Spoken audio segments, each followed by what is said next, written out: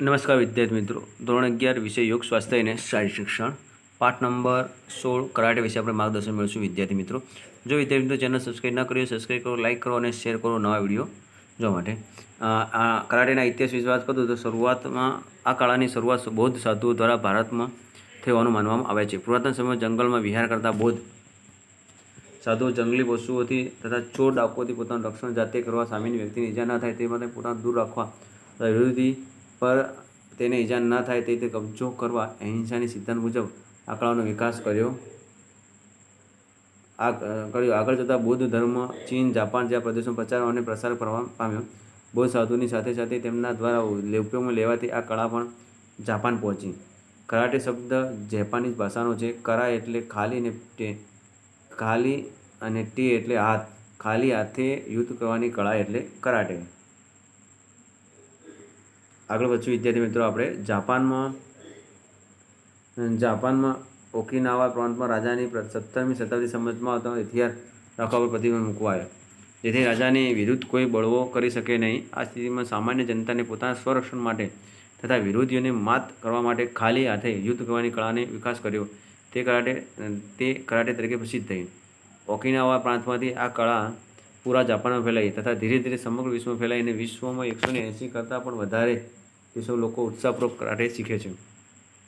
જાપાનમાં આ કળાનો પ્રણેતા તરીકે ગિચિન ફુનાકોશીનું નામ આદરપૂર્વક લેવામાં આવે છે. તેમણે 18મી સદીના અંત ભાગમાં કરાટેનો પ્રચાર તથા પ્રસાર કર્યો. 19મી સદીના શરૂઆતમાં આ કળાને આધુનિક રમતનું સ્વરૂપ આપી પશ્ચિમના દેશોમાંથી પ્રસિદ્ધ કરવાનો શ્રેય હાન્સી ગોગિન યામાગુચીને જાય છે. ભારતમાં આ પ્રકારની લડાઈની કલાનું નિદર્શન સૌપ્રથમ શાંતિ નિકેતન કરવામાં આવેલ.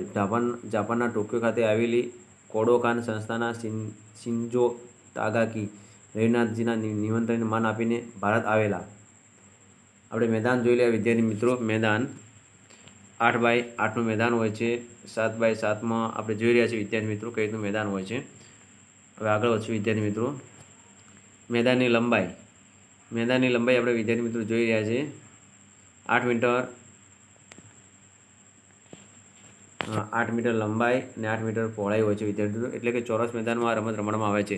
ખાસ પ્રકારના રબરમાંથી બનેલા ગાદલા મેટ ઉપર રમત રમાય છે. મેટનો રંગ બ્લુ લાલ હોય છે. વચ્ચે 2 મીટર×2 મીટર વિસ્તાર લાલ, બહારનો 1 મીટરનો વિસ્તાર લાલ રંગનો હોય છે.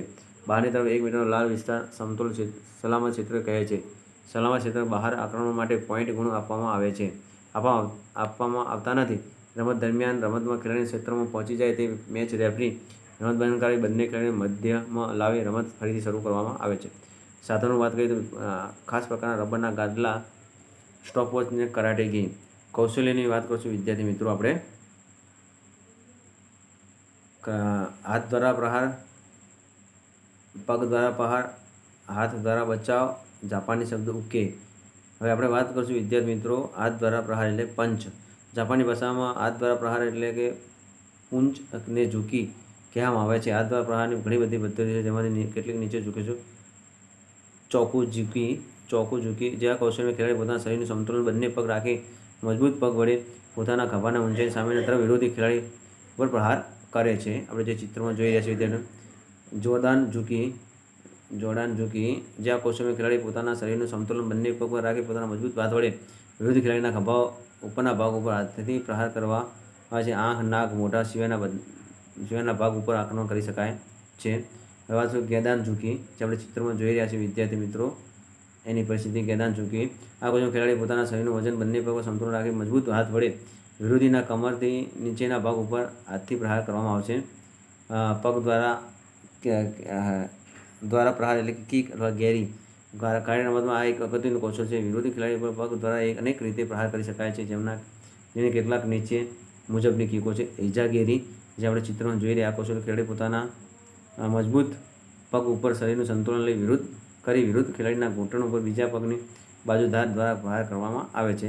માએગીરી આપણે જોઈ રહ્યા છીએ વિદ્યાર્થી મિત્રો. આ કૌશલ્ય શરીરનું વજન મજબૂત પગ ઉપર લઈને બીજા પગના ઘૂંટણને કમર સુધી ઉપર લઈ જઈ સામેની તરફ સીધો કરવામાં આવે છે. આ પ્રહારને માએગીરી કહે છે. હવે વાત કરીશું વિદ્યાર્થી મિત્રો યોકોગીરી. આ કૌશલ્ય ખેલાડીનું વજન મજબૂત પગ પર લઈ બીજા પગ દ્વારા બાજુ પર પ્રહાર કરવામાં આવે છે. પ્રહાર કરતી વખતે નજર પ્રહાર સ્થાન પર રાખવાથી વધારે સારો પ્રહાર થઈ શકે છે. હાથ દ્વારા બચાવ હેન્ડ બ્લોક. આ પ્રકારના પ્રહારની જેમ જ પ્રહારની જેમ જ બચાવ કૌશલ્યનું પણ એટલું મહત્ત્વ છે, જેનાથી વિરોધી ખેલાડી કરવામાં આવેલ ગમે તેવા પ્રહારથી બચી શકાય છે. અને જાપાનીઝમાં બચાવને યુકે કહેવામાં આવે છે. આપણે ચિત્રમાં જોઈ રહ્યા છીએ વિદ્યાર્થી મિત્રો. જુડો યુકે જોડાન યુકે એટલે જોડાન યુકેમાં આ બ્લોક શરીરમાં ઉપરના ભાગમાં કરવામાં આવતા પ્રહારથી બચવા હાથને કોણીમાંથી વાળીને કપાળના સહેજ ઉપર રાખીને આ પ્રકારનો રોકવામાં આવે છે, જે આપણે ચિત્રમાં જોઈ રહ્યા છીએ વિદ્યાર્થી મિત્રો. ચુડાન યુકે અથવા મિડલ એર બ્લોક. આ કૌશલ્યમાં શરીરના ધડ ઉપર કરાતા પ્રહારને રોકવામાં આવે છે અથવા નિષ્ફળ કરવામાં આવે છે. આ કૌશલ્યમાં કોણીમાંથી હાથને વાળીને નાકની સામે મુઠ્ઠી આવે તે રીતે હાથ રાખવામાં આવે છે, જે આપણે ચિત્રમાં જોઈ રહ્યા છીએ વિદ્યાર્થી મિત્રો. હવે આ વાત કરશું નિયમો. આ રમતના 2 પ્રકાર છે, કાતા અને લડાઈ. રમતના 2 પ્રકાર છે, કાતા, લડાઈ. કાતા પ્રકારના વ્યક્તિગત દેખાવ કરવાનો હોય છે, જેમાં કાલ્પનિક વિરોધ સામે પહેલેથી ગોઠવણી મુજબ દાવ કરવામાં આવે છે. 3 નંબર બીજા પ્રકારની રમતમાં સામસામે ખેલાડી નિયમની મર્યાદા રહીને પ્રહાર કરે છે. 4 આ પ્રકારના ખાસ પ્રકારના સફેદ ખુલતો જબ્બો તથા સફેદ ખુલતા પાયજામા કરાટે ગી કહેવામાં આવે છે. 5 નંબર હાથ પગ પર કોઈ પણ બચાવ કે આક્રમણ માટે મોજા પહેરી શકાતા નથી. 6 ખુલ્લા પગે રમત રમવામાં આવે છે. 7 આ રમતમાં એક મેટ રેફરી તથા 3 સાઇડ જજ હોય છે. 8 મેટ રેફરી રમત દરમિયાન મેટ પર રહે છે. અને 9 નંબર વિદ્યાર્થી મિત્રો, મેટ રેફરીની ડાબી તરફ ઊભેલા ખેલાડીને એઓ તથા જમણી તરફ ઊભેલા ખેલાડીને અકા કહે છે. રમત દરમિયાન આંખ, નાક, મોઢું તથા કમરથી નીચેના ભાગ પર હાથથી વાર કરી શકાતા નથી. 11 નંબર દરેક રમતનો 3 મિનિટનો હોય છે. જુનિયર ભાઈઓ તથા મહિલાઓ માટે રમત માટે 2 મિનિટ રાખવામાં આવે છે. રમત દરમિયાન સલામતી નિયમોનું પાલન કરવું ફરજિયાત છે. જુદા જુદા રમતક્રમો માટે જુદા જુદા પોઈન્ટો ગણવામાં આવે છે. સનબોર્ડ માટે 3 ગુણ, નિહાન માટે 2 ગુણ, ઇપન માટે 1 ગુણ. જો વિદ્યાર્થી મિત્રો આપણે જોઈ રહ્યા છીએ કે જુદા જુદા પ્રકારની ભૂલો માટે હવે વાત કરશું વિદ્યાર્થી મિત્રો, જુદા જુદા પ્રકારના ભૂલો અને જુદા જુદા પ્રકારના ફાઉલ અથવા પેનલ્ટી ગુણ આપવામાં આવે છે. જેમ કે કેઇકોક વિરોધી ગુણને ખેલાડીને 1 ગુણ, અશોક કુચુઈ વિરોધી ખેલાડીને 2 ગુણ, ઇપોન શ્રદ્ધામાંથી બાકાત. 16 નંબરમાં રમત દરમિયાન વિરોધી ખેલાડીને વાળ પકડી શકાતા નથી. રમત દરમિયાન વિરોધી ખેલાડીને દાંત વડે ઈજા કરી શકાતી નથી. રમત દરમિયાન ઉત્સાહવર્ધક અવાજ કરવાની છૂટ હોય છે. રમત દરમિયાન વિરોધી ખેલાડીને અપશબ્દ બોલનાર ખેલાડીને કોઈ પોઈન્ટ આપવામાં આવે છે. રમત દરમિયાન રેફરી અથવા જજને અપશબ્દ બોલનાર ખેલાડીને અશોક કુચુઈ પોઈન્ટ આપવામાં આવે છે. રમત દરમિયાન કોઈ પણ ખેલાડી જમીન પર પડી જાય તો તેના ઉપર પ્રહાર કરી શકાતો નથી. નિયત સમય મર્યાદા રમત અનિર્ણિત રહે તો 1 મિનિટનો વધારાનો સમય આપવામાં આવે છે. અને 23 નંબર રમત શરૂ થયા પછી કોઈ ખેલાડી આક્રમણ ન કરે તો તે ખેલાડીને પેનલ્ટી પોઈન્ટ આપવામાં આવે છે.